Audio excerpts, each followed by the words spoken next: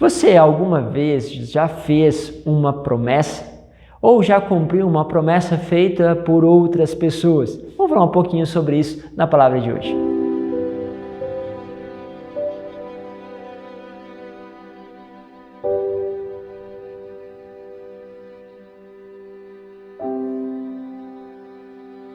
Em nome do Pai, do Filho e do Espírito Santo. Amém.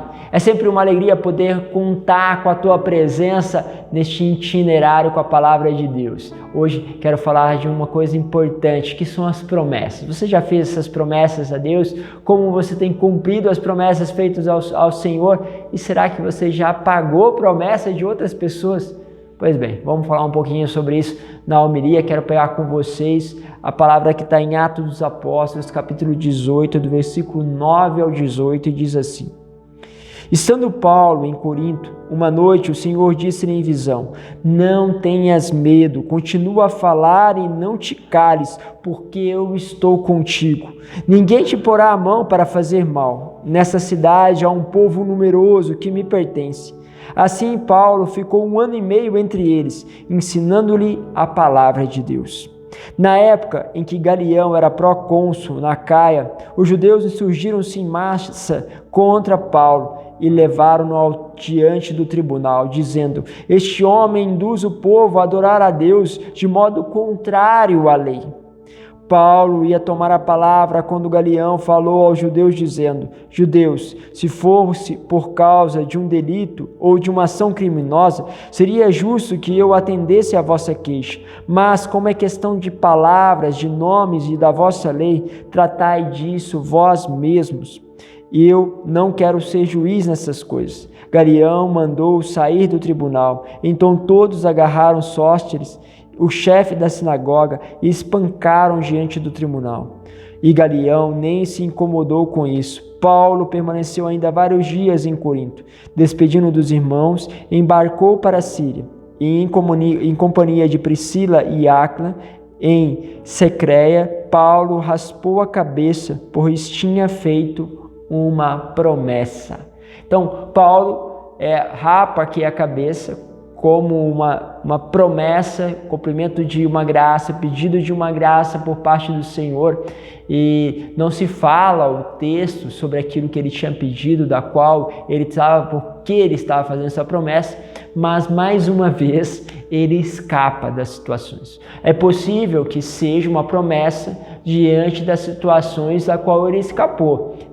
A gente vê muitas vezes em perigo de morte que nós falamos: olha, se eu escapar desta doença, se eu escapar dessa situação, eu prometo isso, isso, isso. Então a gente faz uma promessa relativo àquilo que nós recebemos.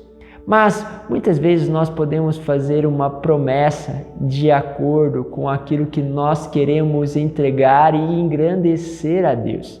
Então, eu prometo te entregar o meu filho, Senhor, por aquilo que o Senhor fez por ele. Ou seja, se o Senhor o restaurou, o Senhor me deu, eu quero devolver o meu filho, porque ele é seu. Esse ato de consagração, esse ato que estabelece uma promessa, onde aquele homem, ali tem a palavra em Números, justamente vai trabalhar sobre isso, Números capítulo 6, e vai falar o seguinte, que aquele que é consagrado ao Senhor fazia-se uma promessa, cumpria. E estava em geral ligado à questão dos cabelos, alguém comprometido, prometido ao Senhor. Quantas vezes nós fazemos uma promessa e aí nós não cumprimos? Pense que quando você faz uma promessa, há um comprometimento voluntário com Deus. Não foi ninguém que te estipulou isso, não foi alguém que te coagiu, te forçou a fazer uma promessa. Por isso, se você assumiu aquela promessa, sim, você precisa cumprir a promessa. E Paulo deixa isso claro quando coloca também até esta parte na palavra de Deus, se aparece ali, está dizendo: olha como isso é importante. Importante que possamos cumprir a promessa e nos dizer um povo consagrado a Deus. Mas muitas vezes as pessoas começam a se esquivar da promessa.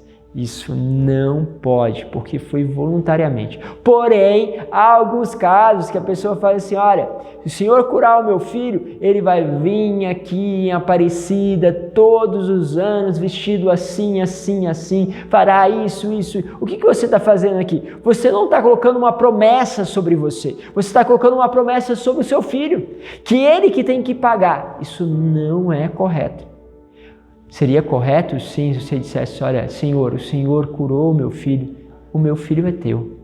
Eu não vou de maneira nenhuma, se ele caminha para a vida religiosa, se ele faz isso, se ele quer se comprometer mais, eu sou o primeiro a incentivar e a deixar, porque eu prometi, te devolvi o meu filho. Então, o que você está fazendo aqui? Você está dando o teu direito, entre aspas, né, em relação à tua paternidade, à maternidade. Então, sim, aí você está referindo a você, mas aquele outro que paga, não, isso você não pode fazer. Você não pode colocar sobre o outro a paga de uma promessa que foi feita por você, mesmo que este outro, entre aspas, seja aquele beneficiado.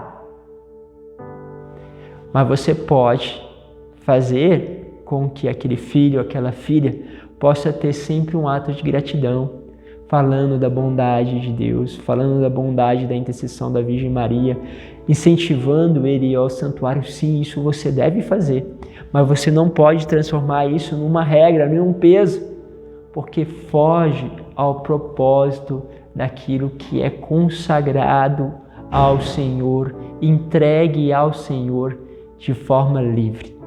Por isso, o Senhor, que realmente respeita o livre-arbítrio, não faz sentido ele acolher algo que é imposto por outros, mesmo sobre boas condições, ou seja, mesmo diante de uma graça que é uma cura física, espiritual, uma libertação. Sim, pense bastante. E quanto a você que fez promessa e não tem cumprido, é hora de olhar, retornar o caminho para cumprir aquilo que Deus tem colocado no teu coração e que você se comprometeu livremente a fazer. Deus vos abençoe e te espero amanhã para mais uma homilia em nome do Pai, do Filho e do Espírito Santo. Amém.